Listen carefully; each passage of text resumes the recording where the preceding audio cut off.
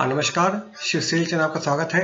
CPCT की series में आज हम लोग 22 दिसंबर 2018 के शिफ्ट 2 का पेपर देख रहे हैं।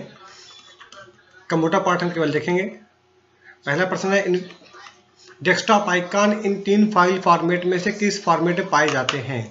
तो ये जो आइकॉन हमारे डेस्कटॉप में होते हैं इनके फॉर्मेट पूछ रहा है कि किस फॉर्मेट में होते हैं आइकॉन्स होते हैं। तो इसमें आप देखें उत्तर हमारे क्या क्या यहाँ पे हैं।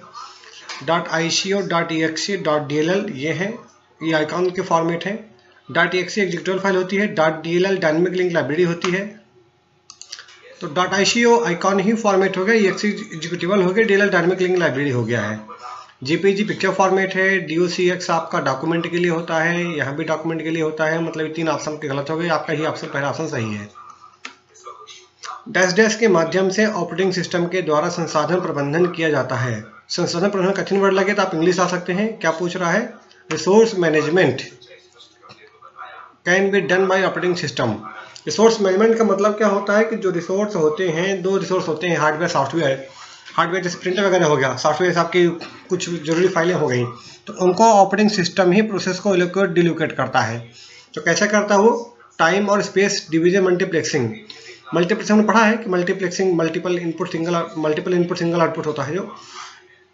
तो कई सारी प्रोसेस डिमांड कर रही हैं और मिलना किसी एक को ही है एक टाइम पे, या क्रम बाय क्रम मिलना है। तो टाइम और स्पेस दोनों डिवीजन यूज करता है किसके लिए, रिसोर्स मैनेजमेंट के लिए। सभी नेटवर्क रूट का आईपी एड्रेस प्राप्त करने के लिए किस कमांड का उपयोग किया जाता है। तो इसके लिए हमारा नेट स्टेट -r कमांड है। अगर हम देखें, हम यहाँ पे जाएं, यहाँ पे हम कमांड प्रॉम्प्ट में आ जाएं, यहाँ से कमांड प्रॉम्प्ट में आप कमांड चला सकते हैं। ये मैं यहाँ पे आ गया है, नेट स्टेट -r। ये क्या करेगा, सारे रूट शो कर देगा। मैंने यहाँ पे लिखा नेट स्टेट -r। तो देखें जितने भी रूट्स हैं, रूट टेबल पूरी शो कर दी, जितने रूट्स अवेलेबल सबकी इसने लिस्ट जारी कर दी है। यही प्रश्न पूछा गया है आपका यहाँ पे कि सभी नेटवर्क रूट का आईपी एड्रेस प्राप्त करने के लिए किस कमांड का प्रयोग करते हैं। तो हमारा नेट स्टेट -r है। अगला है, डैश टूल को HTTP ट्रैफिक को लॉग करने, कैप्चर करने और डिस्प्ले करने के लिए बनाया गया है। तो यह टूल जो है केवल ट्रैफिक को एक तरह से कहिए कि कैप्चर करता है, लॉग करता है, कैप्चर नहीं डिस्प्ले करता है, कोई एनालिसिस नहीं करता है, जिसको बाकी टूल द्वारा यूज किया जाता है। HTTP-RY। एम्बेडेड सॉफ्टवेयर का उपयोग। एम्बेडेड सॉफ्टवेयर मतलब जो सॉफ्टवेयर हार्डवेयर में एम्बेड स्थापित कर दिए जाते हैं, एम्बेडेड सॉफ्टवेयर कहलाते हैं। तो इसका उपयोग कहाँ होता है, हमारा मोबाइल फोन में होता है। माइक्रोसॉफ्ट एक्सेल में यदि आप डैश की दबाते हैं तो सेल आपके द्वारा टाइप की गई सामग्री को अपने कंटेंट के रूप में स्वीकार करता है। तो इंटर की काम लेफ्ट एरो की से हो जाता है। अब एरो की यूज कर लें या आप इंटर की दबा दें, जैसे मैंने यहाँ पे लिखा 112 लिखा है, तभी ये कंटेंट हम आगे भी टाइप कर सकते हैं। हमने इंटर दबाया तो कंटेंट हमारा फाइनल हो गया यहाँ पे। ये नेक्स्ट है, निम्न में से बेमेल की पहचान करें जो अलग है। रीजनिंग का कह सके इसे आप। पेरिफेरल एप्लीकेशन, प्रोग्राम, सॉफ्टवेयर, ये सारे आपके नॉन टचेबल पार्ट हैं और ये पेरिफेरल टचेबल पार्ट है। पेरिफेरल का मतलब उन हार्डवेयर से है जो कंप्यूटर में बाहर से लगते हैं, जैसे कीबोर्ड, माउस वगैरह हो गए। एक हस्त नियंत्रित डिवाइस जो आपको कीबोर्ड से निर्देश टाइप किए बिना अपने कंप्यूटर को कंट्रोल करने देता है, उसे माउस कहते हैं। तो सामान्य सी बात है। कंप्यूटर प्रिंटर एक तरह का आउटपुट डिवाइस है। इनपुट डिवाइस जो है ना, आउटपुट में प्रिंटर, मॉनिटर, 2 कॉमन डिवाइस आती हैं। MB का अर्थ मेगाबाइट होता है, मेमोरी इकाई है। गीगाबाइट वगैरह अन्य इकाइयाँ होती हैं। कंप्यूटर को नियंत्रित करने वाले प्रोग्राम का नाम क्या है। तो ऑपरेटिंग सिस्टम होता है जो क्या कंप्यूटर कंट्रोल करता है। कंप्यूटर मोबाइल भी आप लें तो वहाँ भी ऑपरेटिंग सिस्टम यूज होता है। निम्न में से किसमें रोम, USB पोर्ट, PCI पोर्ट जैसे घटक शामिल रहते हैं। तो हमारे मदरबोर्ड में होते सारे पार्ट जो होते हैं। मदरबोर्ड नाम से स्पष्ट है, जितने भी पार्ट कंप्यूटर के हैं सारे मदरबोर्ड में ही जुड़े होते हैं, या तो उसमें लगे होते हैं या केबल के द्वारा मदरबोर्ड जुड़ते हैं। ये रोम, USB पोर्ट, PCI पोर्ट ये मदरबोर्ड में पहले से लगे होते हैं, मतलब कोई वायर के द्वारा कनेक्शन नहीं होता है, मदरबोर्ड में स्थापित होते हैं। अगला है, कंप्यूटर स्क्रीन पे चित्रों को डिस्प्ले करने के लिए किस कार्ड का उपयोग किया जाता है। तो कार्ड हमारा क्या है, वीडियो/ग्राफिक्स कार्ड होता है। मॉडेम कार्ड तो खैर आपका, अगर आपको टेलीफोन लाइन से नेट चलाना तो होता है। साउंड कार्ड आवाज के लिए होता है। NIC कार्ड नेटवर्क के लिए होता है। सफल डेटा संचार के लिए प्रत्येक कंप्यूटर द्वारा पालन किए जाने वाले नियमों के समूह को क्या कहते हैं। सब कहते हैं प्रोटोकॉल कहते हैं। प्रोटोकॉल का सिंपल परिभाषा है rules and regulations for communication तो नेट में जो नियमों का समूह को हम प्रोटोकॉल कहते हैं।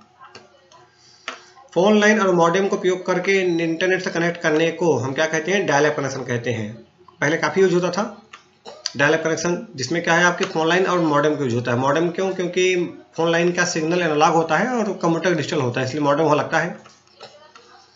सिस्टम को बूट करने का क्या अर्थ है? तो बूटिंग का सिंपल मतलब क्या है, ऑपरेटिंग सिस्टम को लोड होना। ऑपरेटिंग सिस्टम आपका जैसे विंडोज में डेस्कटॉप होता है, डेस्कटॉप में विंडोज होता है, मोबाइल में एंड्रॉइड होता है। तो बूटिंग में क्या होता है कि जो आपका ऑपरेटिंग सिस्टम है वो मेमोरी में लोड हो जाता है, रैम में यानी लोड हो जाता है, और फिर वो सारा कंप्यूटर चलाने में सहयोग करता है। इनमें से कौन से वेब ब्राउजर का उदाहरण नहीं है? तो आप जानते हैं गूगल एक सर्च इंजन है जिसके द्वारा हम जानकारी ढूंढ सकते हैं। ये कोई वेब ब्राउजर नहीं है, वेबसाइट है एक तरह की जो सर्च इंजन की तरह काम करती है। बाकी हमारे ब्राउजर है एक्सप्लोरर, फायरफॉक्स, नेविगेटर। .com तो सामान्य सी बात है, वेबसाइट कमर्शियल वेबसाइट ही, इंग्लिश देखने और पक्का हो जाएगा, कमर्शियल वेबसाइट है, वेबसाइट। विच रेस्पेक्ट मेमोरी के संबंध में CDR का पूर्ण रूप क्या है? तो क्या मतलब है? CD रिकॉर्डेबल, इसमें हम एक बार में चीज रिकॉर्ड कर सकते हैं। निम्न में से कौन सा एक सर्विस प्रोग्राम के रूप में भी जाना जाता है? तो हमारी यूटिलिटी सॉफ्टवेयर जो होते हैं, जो कंप्यूटर को कहीं मेंटेन करने में काम आते हैं, जैसे डिस्क क्लीनर हो गया, डिस्क फ्रेगमेंटेटर हो गया, यानी इनसे हम जनरली कोई काम नहीं करते हैं, लेकिन इनके द्वारा हम कंप्यूटर का मेंटेनेंस वाला काम करते हैं। जैसे यूटिलिटी बॉक्स आपके गाड़ी वगैरह में होते हैं। कंप्यूटर को पूर्ण काम करने की स्थिति में लाने के लिए ऑपरेटिंग सिस्टम द्वारा किया गया काम डैश कहलाता है। तो हम इसे बूट कहते हैं। जब तक बूटिंग कंप्लीट नहीं हो जाती आप कंप्यूटर में कोई भी कार्य नहीं कर सकते हैं। डैश सॉफ्टवेयर कंप्यूटर के प्रदर्शन को खराब कर सकता है। एंटीवायरस होते हैं, एंटीवायरस से वायरस को रोकने में सहायक तो होते हैं, लेकिन उससे परफॉर्मेंस कंप्यूटर की घटती है, क्योंकि ऑल टाइम रन होते हैं और मॉनिटर करते हैं कि वायरस हमारे कंप्यूटर में ना आए, तो परफॉर्मेंस थोड़ी घटती है इससे। अगला है वेब पेज के कोड को डैश का इस्तेमाल करके लिखा जाता है। तो हम किसमें लिखते हैं? इसको HTML में लिखते हैं, हाइपर टेक्स्ट मार्कअप लैंग्वेज। और भाषा DHTML भी है, लेकिन यहाँ ऑप्शन में तो है नहीं, ऑप्शन में आपका HTML ही है। ईमेल अटैचमेंट क्या होते हैं? अटैचमेंट का मतलब क्या होता है कि हम जब भी मेल भेजते हैं, जैसे मान लीजिए मैं यहाँ Gmail में हूँ, तो यहाँ पे क्या होता है, आप मेल के साथ अगर कोई और फाइल भेज रहे हैं उसको हम अटैचमेंट कहते हैं। आप कोई भी फाइल जो अपने वर्ड एक्सेल में बनाई है वो फाइल को सेंड कर सकते हैं। यहाँ जैसे हम कंपोज में जाते हैं और ये अटैचमेंट के लिए यहाँ जैसे पिन जैसा संकेत बनाए, मैं क्लिक कर रहे हैं तो हम कोई भी फाइल यहाँ पे ले सकते हैं। वर्ड एक्सेल कोई उसी भी तरह की फाइल यहाँ पे ले सकते हैं आप। इसमें डॉक्यूमेंट में आया और मैंने यहाँ से ये एक्सेल फाइल ले ली, यानी मैसेज के अलावा कुछ और फाइल अटैच कर सकते हैं आप ईमेल अटैचमेंट के रूप में। तो क्या पूछा गया है? संदेश के साथ अलग से भेजा गया किसी अन्य प्रोग्राम का डॉक्यूमेंट, यानी आपने डॉक्यूमेंट जो किसी अन्य प्रोग्राम में बनाया, जैसे वर्ड एक्सेल पावर पॉइंट किसी में बनाया, उसको आप अटैचमेंट के रूप में भेज सकते हैं। अगर किसी कंप्यूटर वायरस ने आपके कंप्यूटर के डैश को करप्ट कर दिया है तो डॉस डिस्क से कोई भी डेटा रिट्रीव नहीं कर सकता। ये होती है कौन सी टेबल? फाइल टेबल होती है, फाइल लोकेशन टेबल होती है। इसमें डेटा होता है फाइल संबंधी। तो अगर ये आपका करप्ट हो गया है तो आप डेटा को प्राप्त नहीं कर सकते हैं। एक प्रेजेंटेशन स्लाइड को बनाने के लिए आपका क्या यूज होता है? पावर पॉइंट यूज होता है।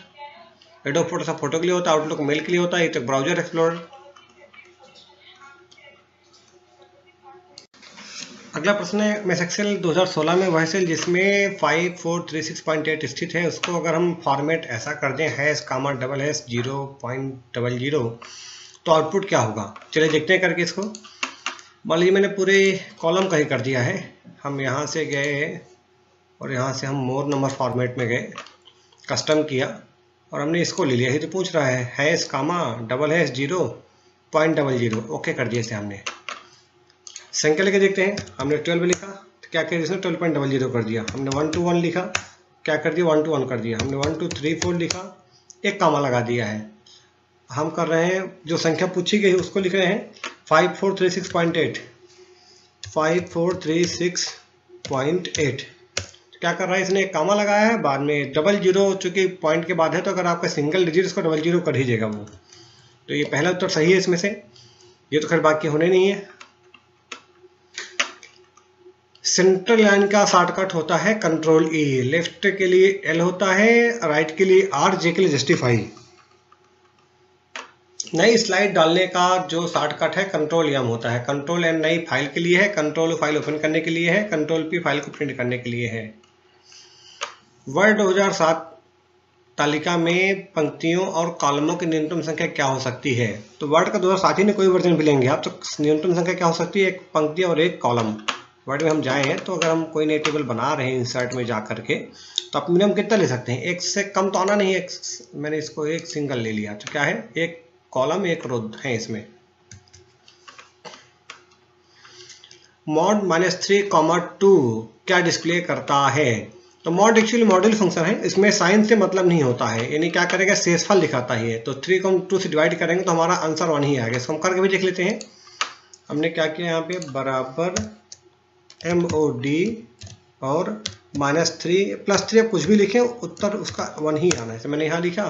अगर मैं इसको फिर से करूँ बराबर मॉड, ये लोगों को साइन को लेकर डाउट होता है कि साइन है साइन माइनस साइन आ जाए, इसमें साइन से मतलब नहीं होता। मॉडुलस मॉड यानी साइन को हटा देता है, 1 ही आना है। तो यहाँ पे क्या 1 आएगा। अगर 3 होता तो भी 1 आता। कौन सी डिवाइस आपके कंप्यूटर को अन्य कंप्यूटर से टेलीफोन लाइन पर, जहां भी टेलीफोन लाइन कंप्यूटर की बात आ गई तो समझिए मॉडेम आपका आना है। इतने में आपको उत्तर तय हो गया है। टेलीफोन लाइन पे बात करने के साथ इंटरनेट तक पहुंचने की अनुमति देती है। तो हमारी डिवाइस का मॉडेम है जो मॉड्यूलेटर डिमॉड्यूलेटर का काम करती है। वे कंप्यूटर जो नेट से जुड़े हैं उन्हें कैसे पहचाना जाता है? तो आईपी एड्रेस के जरिए। कोई भी कंप्यूटर मोबाइल जो नेट से जुड़ा हुआ है सभी का एक यूनिक आईपी एड्रेस होता है, जो एक डिवाइस का आईपी एड्रेस है किसी और का नहीं होता है। Times new Roman, comic sense और कैलिबरीज हमारे क्या है, फ़ॉन्ट्स हैं। आप वर्ड एक्सेल कहीं भी फ़ॉन्ट देखते हैं तो आपका फ़ॉन्ट में फ़ॉन्ट मिलता है। ये कैलिबरी सबसे ऊपर ही रहता है आपका। टाइम्स न्यू रोमन ये सब जो दिख रहे हैं आपका सब क्या होते हैं, हमारे फ़ॉन्ट कहलाते हैं। एक्सेल फंक्शन जो हमें डेट टाइम दोनों बताता है, तो कौन बताता है? हमारा नाउ बताता है। अगर हम यहाँ पे जाएं नाउ लिखें तो हमें डेट टाइम दोनों मिल जाएगा। अगर हम टुडे लिखें केवल डेट आएगी आज की। हमने अगर टुडे लिखा है तो केवल आज की डेट आएगी, टाइम हमारा नहीं आता है। जो हमारा डे फंक्शन है क्या करता है, ये दिन रिटर्न करता है कि महीने का कौन सा दिन होगा जो आपने संख्या दी। इसमें डे किया और कोष्टक में कोई संख्या लिखी है तो इसमें हमने लिखा 22, तो आपका क्या रहा है 22 ही आ जाएगा। और हम अगर आते हैं हमने लिखा डे 30 तो भी 30 आ रहा है। अब अगर हम लिखें डे 32 तो यहाँ हमारा 1 आ गया, क्योंकि 31 महीने पूरा हो जाता है तो कौन सा ये दिन होगा, 1 डे होगा। और डेट टाइम जैसे अलग फंक्शन होते नहीं, फंक्शन में स्पेस आपका होता ही नहीं है। MS एक्सेल में अंडरलाइन लागू है निकालने के लिए कौन सी कुंजी यूज करते हैं? कंट्रोल के साथ 4।